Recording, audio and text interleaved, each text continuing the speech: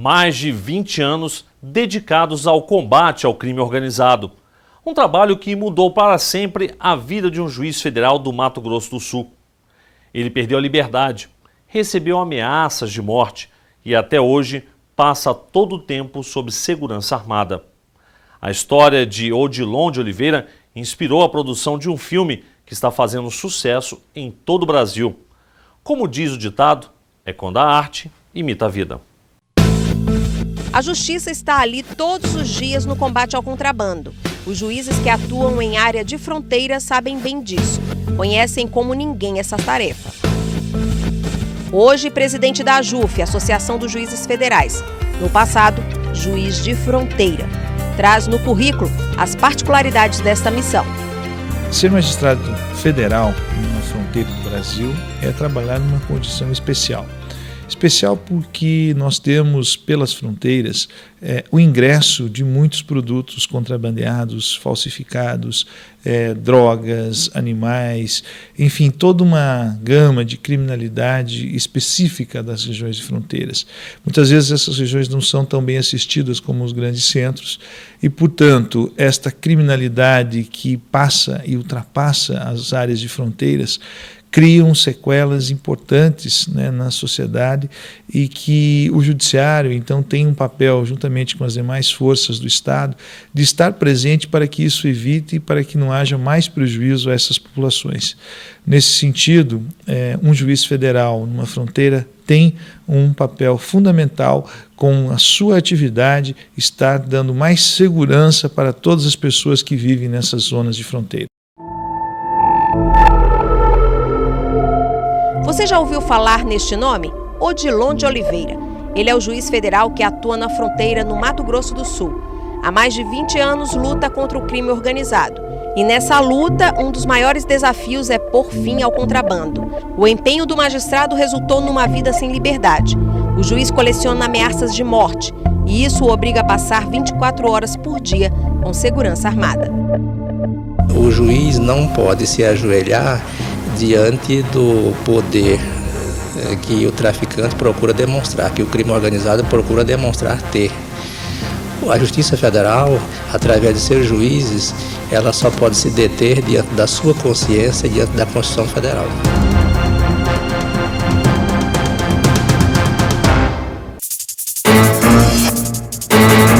A vida de Odilon chama a atenção e provoca reflexões. Tanto que inspirou o diretor Sérgio Rezende a produzir um filme sobre o combate ao contrabando, Em Nome da Lei. O cineasta conversou com a equipe do Justiça para Todos. 4 anos atrás, eu, um dia lendo o jornal, descobri o doutor juiz federal Odilon de Oliveira, né, do Mato Grosso do Sul, e descobri a história dele. Era um homem que tinha ido lá para Ponta Porã e enfrentou lá a máfia que estava instalada de contrabando, de tráfico, a máfia da fronteira que reinava lá há anos e anos, há décadas, na verdade. Eu fiquei fascinado com a coragem de cara, de determinação do Odilon. Fui para Campo Grande, conheci ele foi muito simpático, conversamos muito, ele me contou detalhes de tudo o que ele fez lá, e eu fui cada vez mais me apaixonando por esse tema. Aí fui para a fronteira também, pesquisei, conversei com muita gente e achei que havia espaço no Brasil para um filme sobre isso, um filme sobre fronteira, sobre justiça. Acho que a sociedade brasileira, mesmo naquela época, não há toda essa coisa que nós estamos vendo hoje já num ponto muito aquecido, mas já havia um clamor público da sociedade por justiça, por um judiciário mais correto, por juízes mais combativos, né? Então achava que era um tema assim inédito que valia a pena fazer um filme e foi isso que me estimulou.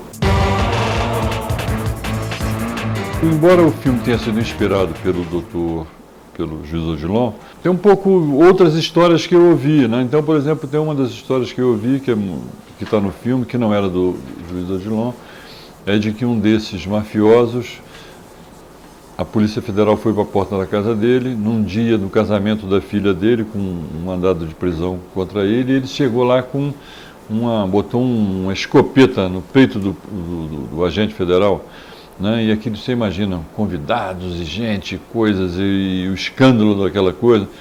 Então isso, por exemplo, foi uma história que eu recolhi lá com um agente da Polícia Federal, mas de um fato que se passou numa outra cidade. Então o cinema tem um pouco isso, como o cinema não é um filme de ficção, a gente tem um pouco uma certa liberdade criativa de histórias boas que caibam no filme e a gente poder usar, e algumas delas eu fiz isso.